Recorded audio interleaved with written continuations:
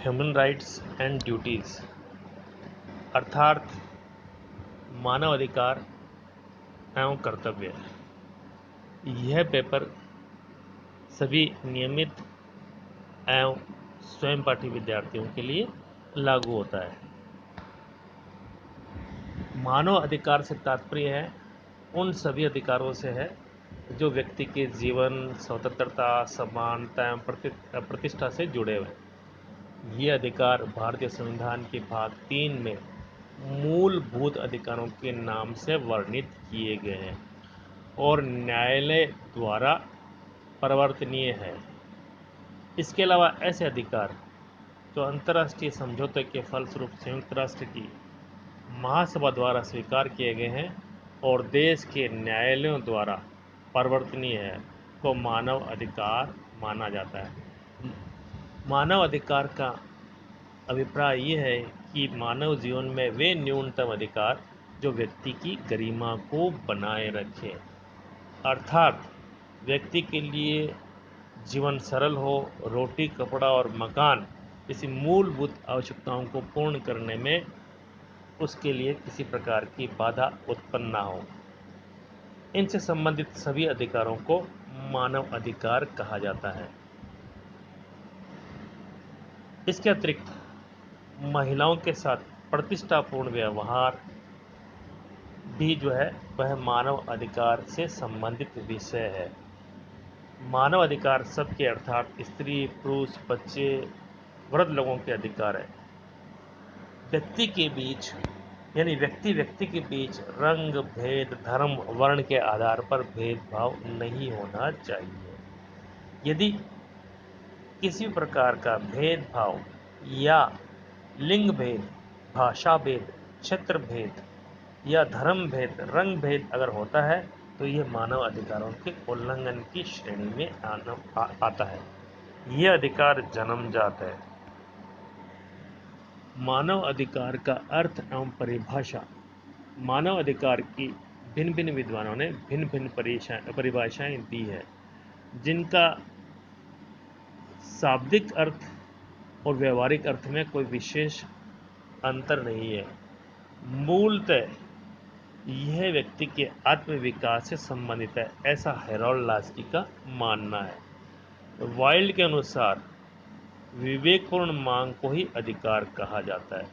वहीं बोसाके यह कहता है कि अधिकार की वह मांग जिसे समाज स्वीकार करता है एवं राज्य लागू करता है वह मानव अधिकार की श्रेणी में आते हैं। इन सभी बातों से हम ये समझ सकते हैं कि व्यक्ति को जीने के लिए, उसके व्यक्तित्व के विकास के लिए वे न्यूनतम आवश्यकताएं जो समाज द्वारा उसे दिया जाए और राज्य उनकी रक्षा करे, यानी वे न्यूनतम परिस्थितियां जिसमें व्यक्ति अपने जीवन को सहज ढंग से निर्वहन कर सके। अपनी व्यापक परिधि के कारण मानव अधिकार शब्द का प्रयोग भी अत्यंत व्यापक विचार विमर्श का आज विषय बन गया है। अतः इससे संबंधित विभिन्न विषय, इससे संबंधित विभिन्न कानून, विभिन्न देशों में मानव अधिकार की स्थिति, मानव अधिकार आयोग, राज्य मानव अधिकार आयोग, स्थानीय स्तर पर मानव अधिकार एजेंसीज, एनजीओ, अंतर्राष्ट्रीय संस्थाएं, ये सभी इस पेपर में इनको हम अध्ययन करते हैं। मानव अधिकार वे अधिकार है जो व्यक्ति को मानव होने के कारण प्राप्त होते हैं। इस पेपर में हमें ये भी बताया गया है कि केवल अधिकार ही व्यक्ति के लिए प्रमुख नहीं है, बल्कि व्यक्ति के लिए कर्तव्य भी प्रमुख है। जब हम कर्तव्य करेंगे तो स्वतः ही दूसरे के अधिकारों की रक्षा करेंगे। इसलिए इस पेपर में हम मानव अधिकार एवं कर्तव्य दोनों चीज़ों को पढ़ते हैं और समझते हैं। एक व्यक्ति का कर्तव्य दूसरे व्यक्ति का अधिकार हो सकता है, दूसरे व्यक्ति के अधिकार आपका कर्तव्य हो सकता है। मानव अधिकार की अवधारणा इसका विकास से संबंधित जब हम बातें करते हैं तो ये अपने आप में एक प्राचीन शब्द है। ये विभिन्न धर्मों में, विभिन्न समाज में, विभिन्न शासनों में, विभिन्न समय में, विभिन्न कालखंडों में पाया जाता है।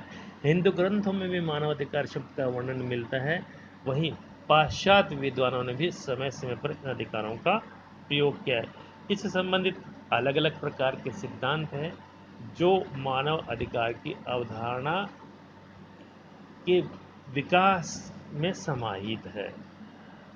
ऐसे ही अगर हम लोग अंतर्राष्ट्रीय स्तर पर बात करें तो सर्वप्रथम फ्रैंकलिन डी रूजवेल्ट ने मानव अधिकार शब्द का प्रयोग किया और यूएनओ के माध्यम से इसको रेगुलराइज किया गया और धीरे धीरे सभी सदस्य देशों ने मानव अधिकार को अपने यहाँ लागू करने की बात महासभा में स्वीकार की।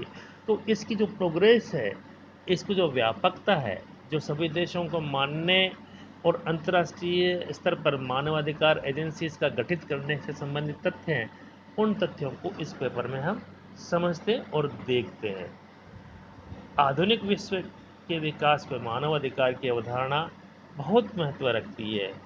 यद्यपि ये विचार 20वीं शताब्दी में जैसे लोकप्रिय हुआ, लेकिन हम ये नहीं कह सकते कि केवल ये 20वीं सदी की देन है, बल्कि ये भी विचार अन्य विचारों की भांति प्राचीन विचार है।